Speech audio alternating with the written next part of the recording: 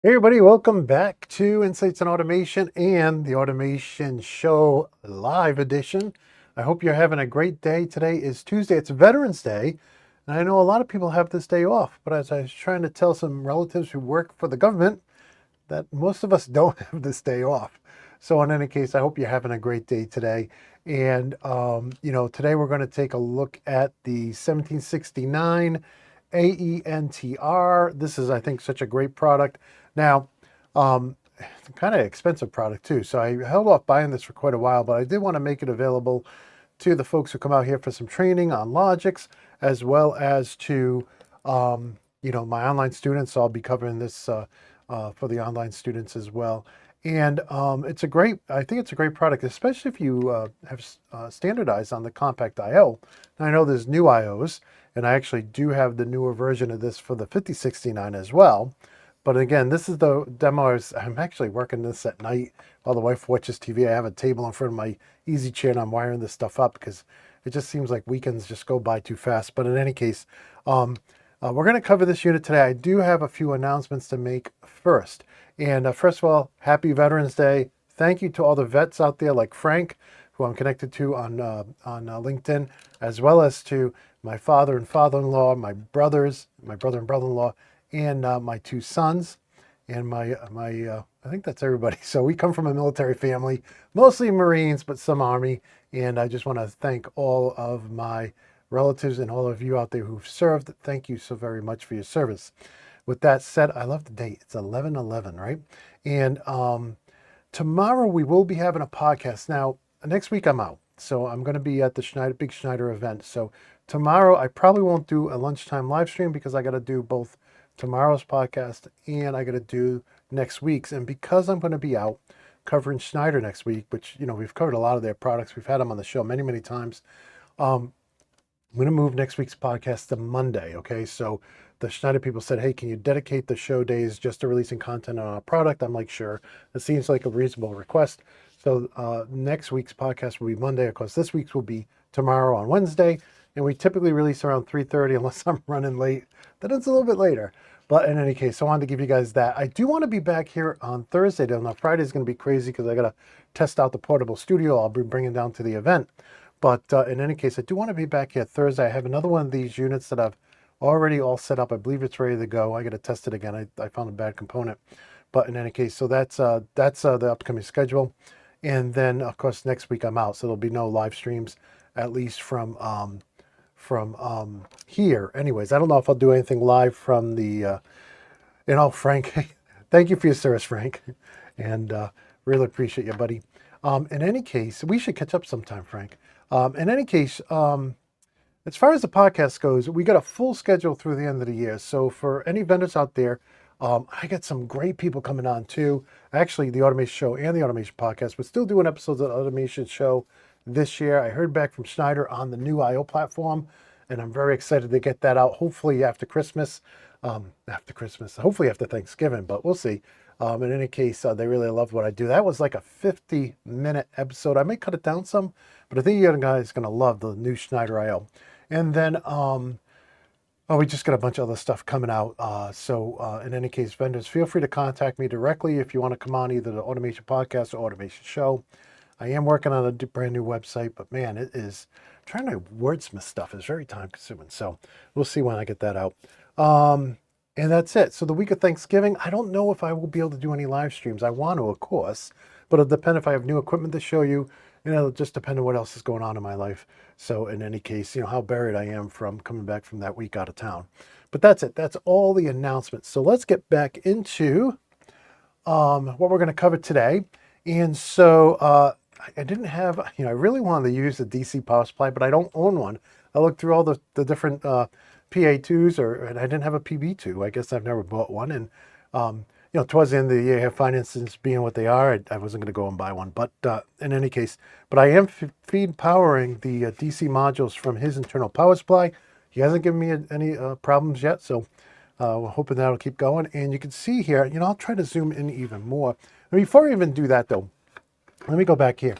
When I originally was actually wanted to do this yesterday, I had a bad end cap. Would you figure? I've never had an end cap go bad, but what would happen was it wasn't, when I would connect to this guy on links, it wasn't showing the SIO modules. And I'm like, of course, I'm doing this at home late at night or early in the morning. I'm like, well, I don't have all the spare parts with me. So, but I came to work yesterday and it turned out to be a bad end cap. Never had one of these go bad. Now, I knew this one was physically bad because when you pull it out, it doesn't go all the way out, but apparently something else is bad in there. So just a, a little piece of advice. If you can see your adapter, but you can't see the IO, it possibly in this kind of setup could be the end cap. So it could have been the power supply too, but it's very rare for that to be the problem if the power supply is working. So in any case, now let's go ahead and zoom in here. And so, in the office here, I use 192.168.1.x for all new products and for my Rockwell products. And so what I did here is I just dialed that in here. I mean, I could have boot P'd it and put it on some, but I'm already using 192.168.1.x for all my Rockwell stuff, so why would I change it? Now, the other thing too here is because I have so many different trainers in the office here.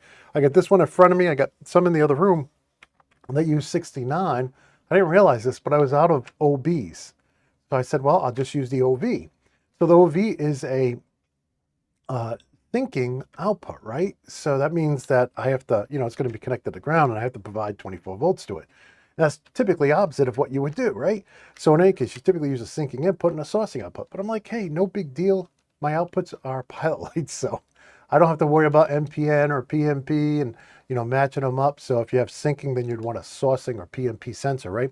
I don't have to worry about that. The outputs here are pilot lights. So in any case, so I wired that up, and just like I wired up the inputs as syncing, so power's coming to the field devices first and then go into the card, and the card is connected to DC negative, and so they both can sync. But yeah, no problem there. Now, again, if I had a bunch of photo eyes and other sensors that were the wrong type, right? So yeah, they wouldn't have worked. So in any case, and again, this is an output, so I wouldn't be connected photo eyes or sensors to it, but you know what I mean as far as the inputs go. And for outputs, in the room here, I'm driving a lot of contacts. I'm driving a lot of pilot lights. I'm not driving a lot of outputs that would be, syncing or sourcing. So, those are usually my inputs here in the training room and in the studio. So in any case, so what we should see here is these all are working. Okay, and so now we need to add this to our program, and then we'll have to add some code. So when I press each of these buttons, the output lights come on. Now, I do have, these are 16 in and out, so I do have enough IO to do all 10 inputs and outputs. So with that said, I think it's time to go over to the computer here. Let's see if I'm doing that right. Yes, I am. And I'm already in a Studio 5000 project. Looks like I'm in version 34. So the last, some of the training I've done here in person was version 34 by request of the customer. So that's why I've just left the controls at 34. It takes a while to flash them, so I'm not going to keep flashing if I don't have to. In any case, so you can see I'm already here in Studio 5000, and I'm going to, let's add the IO first, right? So we'll just right clear Ethernet new module, and I'm going to look for the AENTR. So we're going to look for the 1769 AE. There she is, bada boom. And then the next thing I'll have to know is what version. Well, version 1, I happen to know I have version 1. I'm surprised they never revved this, but in any case, oh well. So you do have to give it a name though, right? We are on Ethernet IP, and we're adding IO to a Studio 5000 project. So what will I want to call this? I'm just going to call it Compact A. Okay, great. And what did I say the IP address was? 192.168.1. I think it's 129. You know how we tell? We come over here to RS Links and we'll be able to see it in there.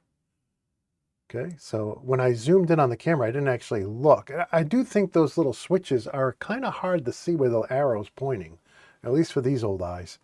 So in any case, let's let that browse. And if she's on the network, we should see her at 129.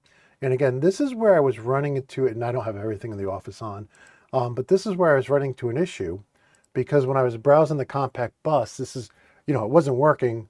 When I added it to the Studio 5000 and downloaded it, it wasn't working, right? And then I came here to links and saying, hey, can I even see the IO modules? And I couldn't.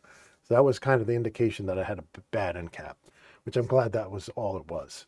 So in any case, very thankful actually, that's all it was.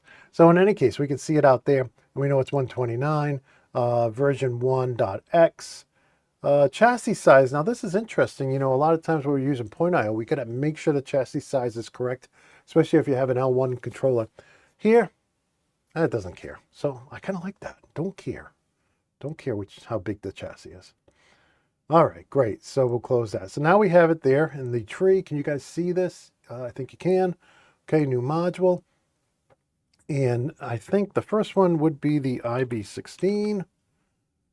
Ah, yes. And with 1769, it's IQ because it's syncing or sourcing. That's an IQ. Okay. So it was an IQ test I just failed. So in any case, version 1, I have no idea what's out there. I know, I play with so many of these, wiring up and testing them at home.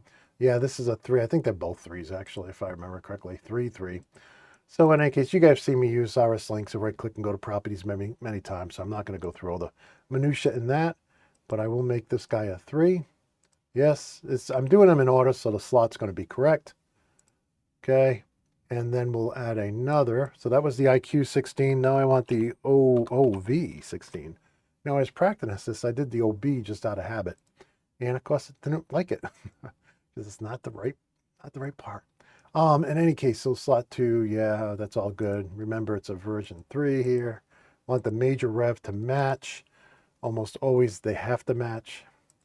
But in any case, all right, we get the modules there. Now, let's just go in and throw in some code here. Okay, and I love, one of the things I think Rockwell does really well is the zoom. Like some packages I've used from other vendors, when you zoom in, you lose part of the ladder. I do not like that. So I do like how that works here. And you know what, let's go browse for, let me just check, make sure you guys see what I'm seeing. Good. You know, when you're all by yourself and you're live streaming, it's kind of like, did I forget to change screens? Are they seeing what I'm seeing? Is my mic working? Got to get some really big sponsorships so I can hire somebody to be like a production person. In any case, so 0 to 0, right? Compact A1, data, input data, output data. Yeah, that looks good to me. So let's see. I have 10. So 1, 2, 3, 4, 5, 6, 7, 8, 9, 10. And then let me quickly, there's no way to fast forward when you're live. So let me just go ahead and quickly change these. It doesn't take too long. And with that, I'll also look back at the chat when I go back to download this, so you guys can tell me what you've been working on. Are you guys working today? Do you have today off? I think most of us are working, from my experience working with plants in different parts of the country. And I'm looking forward to my trip next week. I'm hoping all the cancellations and all that stuff is kind of like done with by then. I know the airports are still really backed up. And, but you know what? I've never been to one of these events. You know, my co-host on the History of Automation podcast used to work at with Schneider at Triconics. And he's been to these shows many, many times. So 0 through 9, that should give me 10. So he was telling me some stories about them. Let's go ahead and verify the project. Of course, it's the same week as Automation Fair, but sadly, nobody from Rockwell reached out to me and asked me to come out there. So you go where you wanted, right? And I'm excited because I've met so many great people from Schneider. Now, I've already been online once, so I don't have to go through the browse and select the PLC, as you guys have seen me done for the last 12 years. But if you wanted to see, you know, just in case you're brand new to the channel, I'm going to go to Communications, Who Active. If you ever used the old 6200 series, you know that was F5, Who Active. And speaking of History of Automation, and I'm using my L30ER because, hey, you know, it uses the 69 IO as well. So I figured, hey, why not? So let's go ahead and download to it. And we'll just be a moment here. Yes, please download to it. I made sure I was using the right revs. I didn't have to do the firmware flash and all that good stuff. But yeah, so I'm actually looking forward to meeting a lot of the Schneider people I've talked to and interviewed over the years. So that's going to be great. And yeah, so there we go, right? So if I reach over here, let's just see what you guys are seeing. And I press the first button. the first light should come on. Easy peasy, right? This is all, basics of automation here. So, and now hopefully none of my lights burnt out or anything like that. Now this one I did not wire the other. Usually I will wire the remaining from the input to the out directly to the output, but I didn't have time to do that. But you guys can see how easy that was. And of course, this is a demo that when you come here for hands-on training, or maybe it's not you, maybe you're like a higher level manager, but when you send your people here for training, they actually will be able to bring this over to their workstation and actually try it out. And just like we have a bunch behind me, you guys know, we have a bunch on the Siemens stuff here for the Siemens classes. We're doing the same for the Rockwell classes. So we'll have just as many 9 or 10 or more. And then I have the VFDs I got to start working on and all those. So in any case, so that's how easy it is to use this device. Now, is it the least expensive in Rockwell's arsenal? No. Is it the newest? Absolutely not. We have the 5069. We also have the new I think it's Point Max. Been trying to get somebody from Rockwell to come on and talk about that, but when they're ready, they'll come on. And so I'm just going to look back at the chat. I see nobody else chatting. So let me just recap what's coming up next. We will have a new, I think, very interesting episode of the podcast tomorrow. I hope to be back here Thursday, if not Thursday and Friday.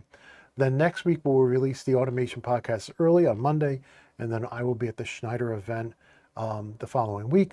And then I don't know what's going to happen Thanksgiving week. So if I don't see you guys before Thanksgiving live, well, I should see you later this week. But if I didn't, I'd want to wish you a happy Thanksgiving. And as I was remembered by my co-host, Jeremy up in Canada, they already had their Thanksgiving. So a belated happy Thanksgiving to all you Canadians. But for the rest of us, we're going to be celebrating it here in a couple weeks. And so with that, since there's no new questions in the chat, I hope everything came out well and we didn't have any issues. But I do want to wish you all good health and happiness. And to the next time I see you, peace.